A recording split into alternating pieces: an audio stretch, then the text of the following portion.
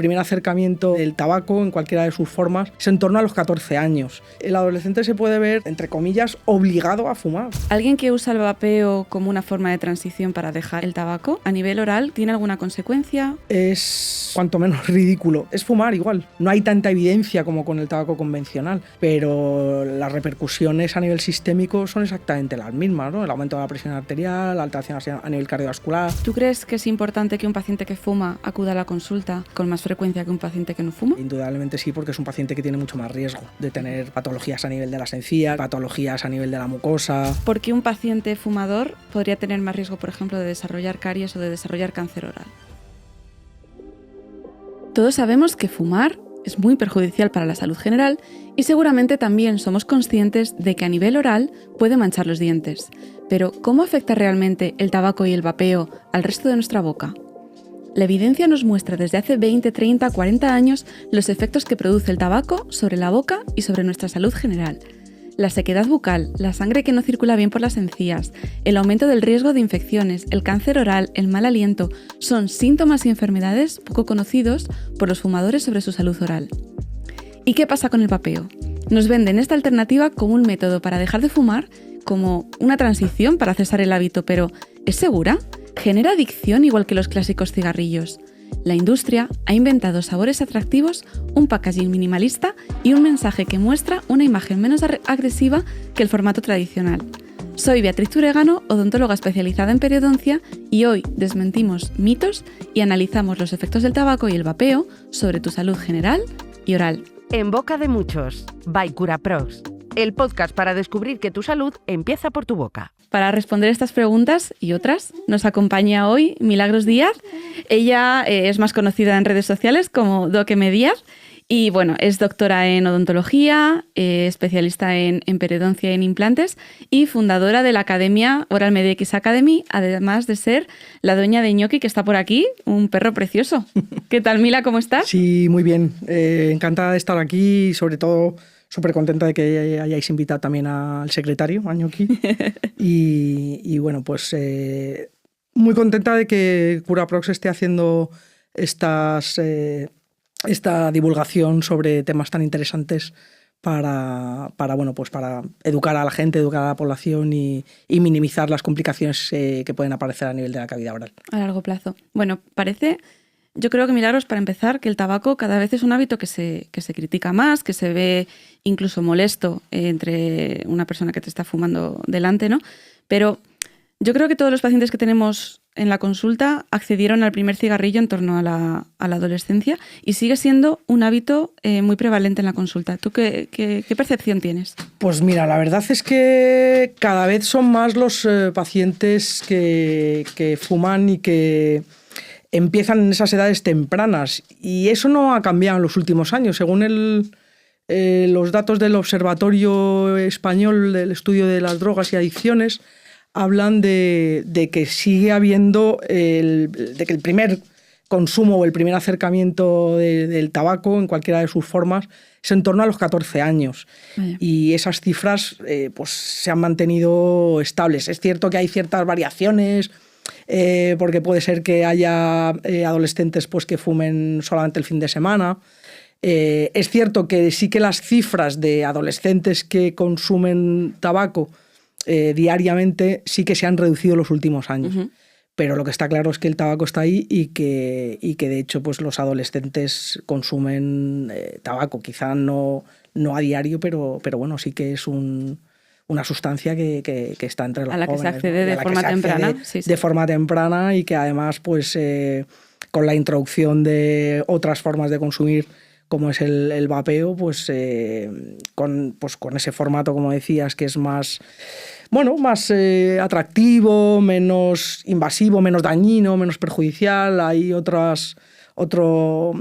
información, pues piensan de hecho además que es algo que no es tan nocivo como el tabaco convencional, ¿no? Incluso estaba pensando en las cachimbas, ¿no? Que también esa forma de fumar. O cachimbas, además, que es algo además que es tiene cierto enfoque social también, es frecuente reunirse y de hecho culturalmente en otros países se reúnen en torno a una cachimba y entonces bueno, pues sí que hay yo sí que veo muchos pacientes adolescentes o de 20, 20 y tantos, pues que es frecuente entre ellos el fin de semana juntarse en algún sitio y bueno, pues tomar algo y compartir una cachimba, ¿no? Entonces, vale. ¿Qué efecto dirías a nivel general, que tiene el fumar tabaco, el vapear sobre nuestro organismo? Antes de hablar de la boca.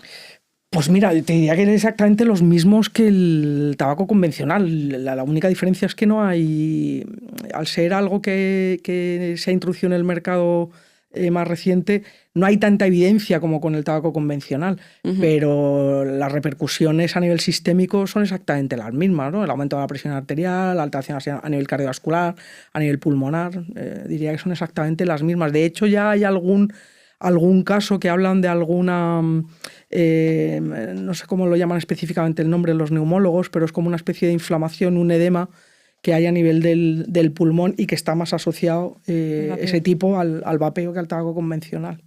Pero al final no dejan de ser sustancias químicas que están en contacto con el muy estrecho. Sí. Alguien que usa el vapeo como una forma de transición para dejar el tabaco, a nivel oral, ¿que tiene alguna consecuencia? ¿Qué observarías? Pues yo pienso, y esto es una opinión personal, que el transicionar de tabaco convencional a vapeo es cuanto menos ridículo, porque es fumar igual, es que no entiendo esa transición. De hecho, muchas veces a mí me pasa en la consulta que cuando preguntas, ¿fumas? No, yo no fumo, yo vapeo. Y digo, bueno, lo puedes llamar como quieras, pero estás fumando. No, yo uso IQOS. Claro, no, yo hago tal. Digo, a ver, es exactamente lo mismo. Entonces, la afectación a nivel oral es exactamente la misma. Las manifestaciones a nivel oral van a ser iguales. ¿Qué es lo primero que observas? Cuando un paciente fuma pues y no te lo ha dicho, ¿qué observas? A ver, lo primero es el olor, ¿no? Un paciente fumador tiene un olor muy característico. Sí. Y es un olor, el paciente fumador, el paciente que fuma habitualmente tiene un olor característico en la ropa, en el pelo. A ver, ya si nos vamos a pacientes de edad más avanzada, muy fumadores, van a tener dedos amarillos, van a tener a nivel de encías, hay cambios a nivel de dientes muy amarillos y luego, por ejemplo, pues los pelillos de la nariz y toda la parte interna se ve muy amarillos también, ¿no? Yo trabajo con gafas de magnificación y cuando inclino un poquito para empezar a explorar, pues ves la nariz pues muy afectada también, ¿no? A nivel mucoso y a nivel pues de esas tinciones. Es muy frecuente, lo más llamativo quizá pues es el aliento también, esa halitosis característica también, la falta de saliva. A nivel gingival es característico que aparezca normalmente asociado también pues cierta inflamación, pero que no se acompaña de sangrado, ¿no? Es habitual que el paciente muy fumador, cuando le preguntas si le sangran las encías o si ha notado algún problema en las encías, te dice, no, a mí las encías nunca me sangran, ¿no? Nunca me han sangrado.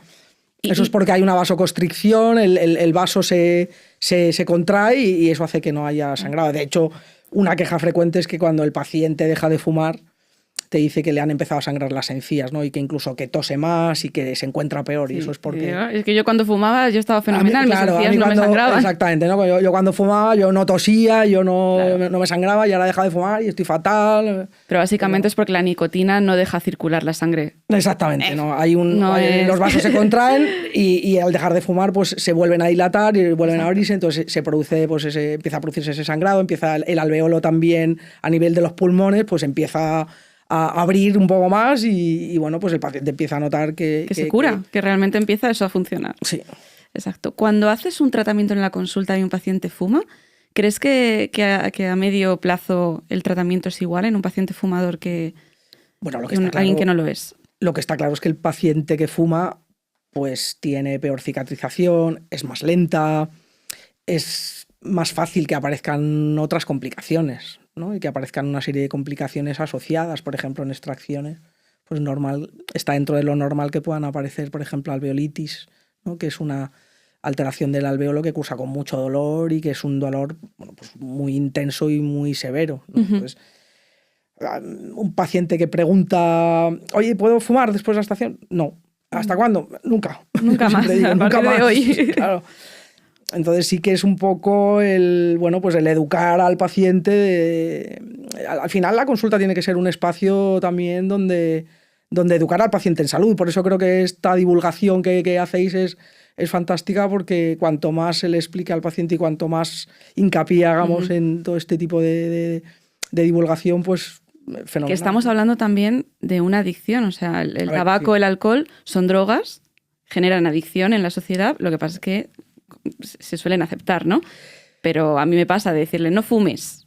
Vale, ¿cuándo? Pues mira, si puedes intentar 48 horas, tal, y salir de la consulta porque se me ha terminado la agenda, ya me voy a casa y encontrarme al paciente fumando. Sí. Entonces, es como, bueno, estamos hablando de una adicción que a nosotros no nos enseñan a manejar en la facultad, no nos enseñan a enfrentarnos a cómo cambiar nuestro comportamiento con un paciente que es fumador. Es un tema, yo creo, pendiente. Es difícil, es que el alcohol y el tabaco, que suelen ir de la mano, y además en España, bueno, culturalmente están muy arraigados a nivel cultural. Es que ¿quién no tiene una lata de cerveza en la nevera de su casa? Te quiero decir, es algo relativamente, claro, es algo frecuente y además incluso te diría que a nivel de adolescentes, o sea, el raro es el que no fuma, ¿no?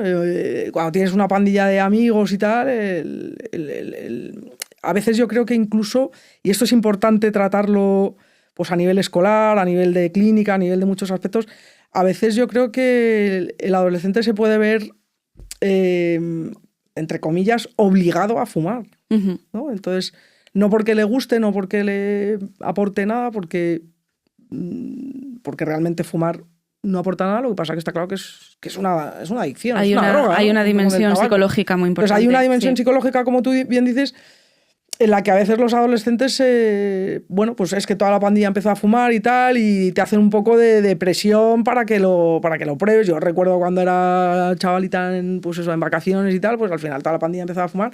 Y yo pues recuerdo haber, pues eso, oye, pues voy a probarlo, a ver, tal, ¿no? Pues todo el mundo fuma. En casa ves que fuma, no es algo que, bueno, si tan malo es, ¿no? Porque están en casa todos fumando y tal. Entonces, pues lo pruebas y tal, pero claro, aquello, pues decía, qué horror, se te queda la lengua seca, todo muy áspero, es un secarral aquello horrible. Entonces no le veía yo la gracia por ningún lado. Por ningún lado. Claro, entonces yo creo que al final eso también es importante el tenerlo en cuenta, ¿no? Y que la clínica se convierta en un espacio también seguro y que se aborde de alguna forma también esa dimensión psicológica. La educación sanitaria. Claro, es que no estamos educados en salud para nada, ¿no? Entonces yo creo que es importante también. Bueno, los pacientes que fuman a veces solo le dan importancia a estas manchas que se crean por el alquitrán, por los subproductos del tabaco. Dime por qué un paciente fumador podría tener más riesgo, por ejemplo, de desarrollar caries o de desarrollar cáncer oral.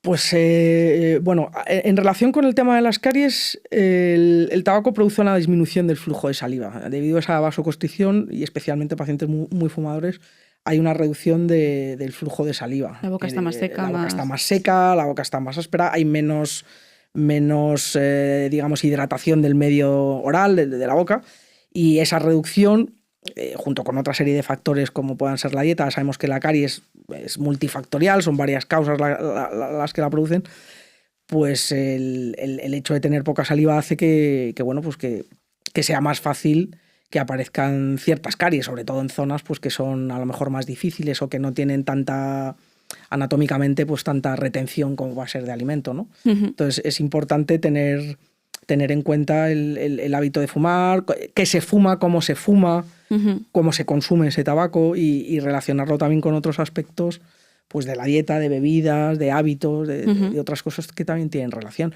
Y luego en relación con el cáncer oral, bueno, pues lo que te decía, ¿no? El alcohol y el tabaco van de la mano. En el tabaco sí que hay un empaque más... te advierte más, fumar mata, no sé qué, pero en el alcohol no vemos ese tipo de mensajes, ¿no? Y está muy extendido también entre la sociedad y pues las sustancias carcinogénicas que tiene el tabaco, el componente del calor y junto con los componentes químicos, pues hace que un paciente fumador pues tenga más, se considera un paciente de riesgo, junto con otros aspectos que individualmente pueda tener, ¿no? Si está expuesto al sol, si tiene antecedentes hereditarios, si respira por lado, con otra serie de factores a nivel individual que hacen que su riesgo sea mucho mayor. Mucho mayor. Respecto al mal aliento que nos consultan muchos oyentes, ¿por qué un paciente fumador tiene peor aliento? En parte también relacionado con la saliva, ¿no? El hecho de tener poca saliva va a hacer que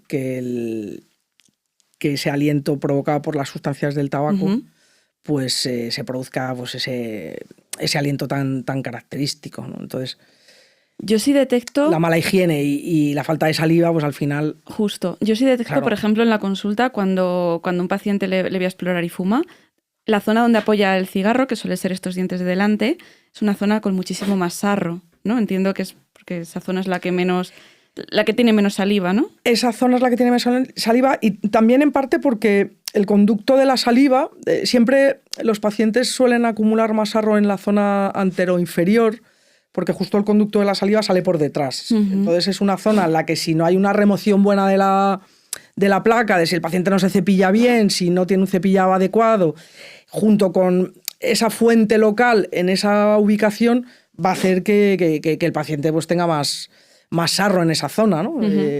Por ese impacto de la saliva y por esa falta de higiene de forma individualizada y de forma personalizada, ¿no? Entonces hay que adaptar un poco también a eso, la existencia de dientes separados, si han llevado aparatos de ortodoncia, ¿no? Pues ese tipo de cosas también son importantes tenerlas en cuenta. Vale. ¿Tú crees que es importante que un paciente que fuma acuda a la consulta con más frecuencia que un paciente que no fuma?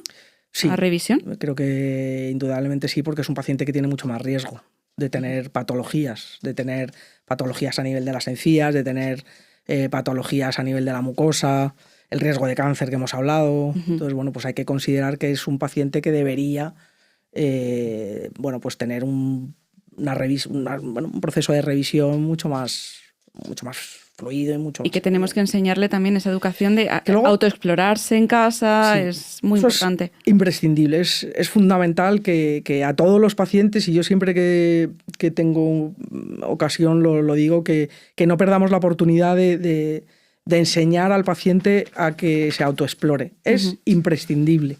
Muy importante. Es tan importante como que se cepille todos los días, que lo haga bien, pero que no solo se cepille, sino que compruebe lo que ha cepillado y que se mire, que se explore la mucosa para que cualquier... mucosa y enseñarle. Sí.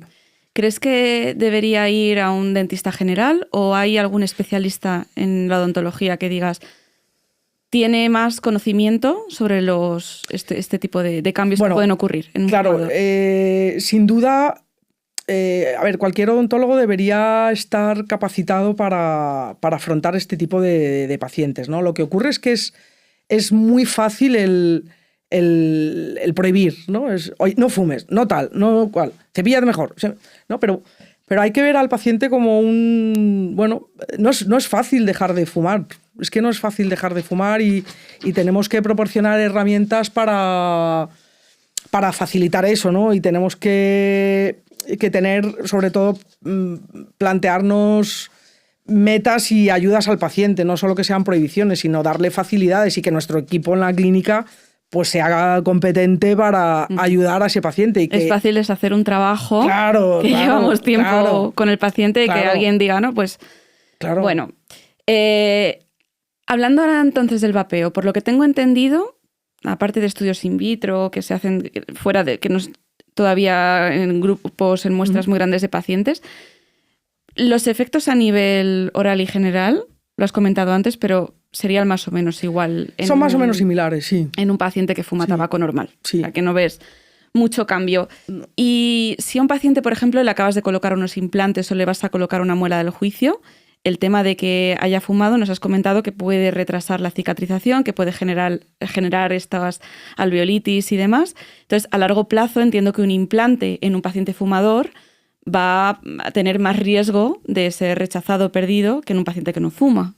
Correcto. Y de hecho, además, es algo a considerar no solo en el momento de la colocación del implante, sino también a posteriori. Es decir, ahora se está viendo que, y de hecho, bueno, pues no te puedo hablar de porcentajes, ni de cifras, ni de estudios, pero, por ejemplo, en mi práctica clínica estoy viendo pues casos de pacientes que se colocaron implantes hace 5 años, eran fumadores, el implante funcionó bien, se integró, está bien, pero vuelven a los 5 años con problemas, ¿no? Y no son las típicas pérdidas del implante características asociadas a perimplantitis, sino que son unas pérdidas un tanto particulares que a mí me hacen sospechar de alguna forma que se trate pues, de de efectos. Hombre, evidentemente, si la sangre no circula bien alrededor del implante, es obvio que tiene que ser una de las causas, ¿no? Cuando son pacientes que han seguido fumando y que son pacientes, bueno, pues que tienen un consumo elevado de cigarrillos, pues es una causa a considerar. Claro. Hombre, que siempre decimos que en medicina todo el mundo tiene claro lo que dura una prótesis de cadera, lo que dura un marcapasos, lo que dura un implante de pecho, pero vendemos los implantes para toda la vida del paciente y si no dejamos claro que son elementos que hay que cuidar y que al final un tabaco, o sea, todos los días sobre un elemento extraño, pues no nos va a durar. Yo creo que ahí toda la vida. Se ha banalizado un poco ese aspecto, ¿no? Yo creo que a la boca no se le da la importancia que tiene. La gente es muy, a lo mejor muy exigente con otro tipo de tratamientos a nivel quirúrgico, pues eso, de prótesis de cadera o tal. Pero con la boca son como mucho más descuidados y no lo consideran tan importante o que pueda tener tanta repercusión. Bueno, y para dar un soplo de esperanza, si un paciente fumador después de escuchar este episodio decide pues, que va a ser, pone una fecha y dice ya dejo de fumar, ¿qué es lo primero que va a notar a nivel general, a nivel de la boca? ¿Qué dirías? Pues mira, va a empezar a notar sobre todo que el gusto, que es algo que también se reduce mucho, el sentido del gusto, empieza a mejorar. Nota mejor y la percepción del sabor es mucho mejor. No nota tan mal aliento, no nota la boca tan pastosa, ni la lengua tan áspera. Va a notar que tiene más cantidad de saliva, que la boca está más, bueno, pues más hidratada, más fluida. Ese olor que al principio el paciente no se da cuenta, porque el paciente que fuma no se da cuenta que huele a tabaco, pero cambia muchísimo, ¿no? Y bueno, lo más importante es que a nivel sistémico pues hay una recuperación, empieza a haber... o sea, la recuperación a nivel sistémico es bastante rápida, ¿no? A los pocos días de dejar de fumar, el organismo es muy listo y va mejorando esa vasodilatación, va mejorando a nivel pulmonar y es verdad que sí que tarda tiempo en recuperarse del todo, pero... Se cansa muchísimo menos. Claro, me dicen lo de las escaleras, ¿no? Ahora puedo subir escaleras. No nota tanta fatiga, nota que respira mejor, que bueno, pues empieza a notar ciertos cambios. Indudablemente requiere un tiempo, ¿no? Pero... Hombre, expulsar ese tóxico de tu cuerpo... El nivel de toxicidad es muy alto y lleva tiempo, pero sí que es verdad que bueno, que la boca es muy agradecida y que al poco tiempo de cesar ese hábito empieza a notar y empieza a haber cambios. Y el paciente, sobre todo el paciente con problemas de encías, el paciente periodontal, es muy agradecido. En el momento en el que deja de fumar, la encía cambia de forma espectacular. Claro. Bueno, aprovechando que te tenemos con nosotros, vamos a sintetizar toda esta información que nos has compartido en nuestra sección de mito o realidad. Yo te voy a decir una serie de afirmaciones y si tienes que hacer algún comentario me dices si es mito o realidad y algún comentario al respecto. Bueno, el vapeo no daña los dientes porque no contiene alquitrán. Falso. Error. Mito. Empezar a fumar pronto genera peores consecuencias a nivel oral. Las mismas. Es que son todo... Es que es un mito, te quiero decir, es que son las mismas consecuencias. Y cuanto antes, peor. Que si empiezas con 15, con 25... Con 15 mucho peor, porque no vas a dejar... Y lo mantienes en un periodo de tiempo. Es que el paciente no lo va a seguir manteniendo. Es muy difícil que un paciente empiece a fumar con 15 años y lo deje con 20. Vale. El tratamiento del blanqueamiento dental, muy conocido por nuestros oyentes, elimina las manchas y mantiene los dientes blancos en un paciente que fuma. Tampoco. Es un poco pérdida de dinero porque al final vamos a volver a teñir y vamos a volver a... Si el paciente no cambia sus hábitos... Da igual los blanqueamientos. Da igual el número de blanqueamientos y con qué lo hagas que el paciente va a volver a tener esas tinciones. Vale. Y estos oyentes que nos escuchan, que solo fuman a veces, que fuman solo de forma social los fines de semana y que están convencidos de que hacer ese comportamiento tan eventual no va a afectar a su salud, ¿qué les dirías? Pues que se olviden. Que, a ver, indudablemente, si tienes que elegir entre fumar o que es peor, fumar todos los días o solo el fin de semana, pues te diría que... A ver, es que todo es relativo. Te quiero decir, a lo mejor entre semana no fumas nada, pero resulta que el fin de semana te fumas 2 cajetillas. Es que me da igual eso que fumes entre semana 3 o 4 cigarrillos. Es que al final lo que cuenta es el consumo de tabaco que tienes. Entonces, el fumador social yo creo que también es una moto que nos han vendido... Sí, como el de yo bebo, yo controlo, ¿no? Yo sé hasta dónde puedo beber, ¿no? No, yo solo bebo el fin de semana, pero si resulta que el fin de semana te pones morado, pues no tiene sentido tampoco. Entonces, el fumador social es una forma de autoengañarse, ¿no? Exacto. Esos hábitos sociales es una forma de autoengañarse y de no ver la realidad, estás enganchado a una sustancia, que no te aporta nada bueno, pues, y como todas las drogas, ¿no? Cualquiera. Bueno, por último, Milagros, cuéntanos cuál ha sido, o si nos quieres compartir, una anécdota que hayas tenido en la consulta que quieras traer a este podcast. Pues a ver, así en la consulta ahora mismo no sabría decirte así alguna cosa sí que me ha pasado recientemente así curiosa. Estando en un semáforo en Valencia, que iba a dar una formación allí, pues iban 2 chicas corriendo y tal, y estaban, pues se paran en el semáforo y me dicen, anda, mañana tengo contigo un curso y tal, te he reconocido por ñoqui, ¿no? Entonces, es algo, por ejemplo, ahora que me hace mucha gracia, ¿no? Que muchas veces me reconocen por ñoqui o tal, o me hace mucha gracia que me pregunte por él, o... Ya es parte de tu marca personal. Es parte de un poco es el secretario, es parte de mí, de la formación. Es verdad que también lo hablo mucho con los pacientes y al final, bueno, pues es una forma también de con los pacientes también un poco de tener una relación diferente un poco a lo que es la típica pregunta clínica, porque ahora me hace mucha gracia también pues que me preguntan por el perro, ¿no? ¿Te siguen los pacientes por Instagram? Sí, tengo muchos pacientes que me siguen y de hecho muchos pacientes con patología oral me contactan a través de Instagram, sí, pacientes que tengo con algunas patologías. Entonces siempre cuando les pregunto cómo me han conocido, me dicen, no, te he conocido por las redes y tal, y digo, ay, madre mía, digo... Lo payasa que soy, que digo que siempre haciendo bromas y tal. Dice, no, me encanta tal, porque además me encantan las historias con tu perro y tal. Y te acerca a los pacientes. Y te acerca, es una forma también de romper un poco ese hielo de paciente, doctor, tal, como más así, un ambiente más seco, ¿no? Y es verdad que a mí en la consulta pues soy muy profesional, pero también soy muy bromista y con los pacientes intento que haya pues una relación más fluida, más cercana, más cordial. El paciente viene con miedo, viene asustado, entonces estás ahí como muy... Sí, que sobre todo tú haces un diagnóstico de temas que a lo mejor en su vida le han explicado. Sí. De hecho, además viene mucha gente de mucho tiempo de evolución, que no le están dando soluciones y tal, y bueno, pues es una forma también de romper ahí un poco ese hielo, ¿no? Qué bien. Bueno, Mila, muchísimas gracias por habernos acompañado hoy, me ha encantado la entrevista. Sí. Nosotros vamos a volver dentro de 2 semanas al podcast. Puedes seguir aprendiendo sobre salud bucodental en nuestras redes sociales. Y bueno, si tienes cualquier consulta, cualquier sugerencia o algún tema que quieras que tratemos en el podcast, escríbenos a través de Instagram y estaremos encantados. Por mi parte, nos vemos, lo dicho, en 2 semanas. Muchas gracias. En boca de muchos, by Curaprox, el podcast para descubrir que tu salud empieza por tu boca.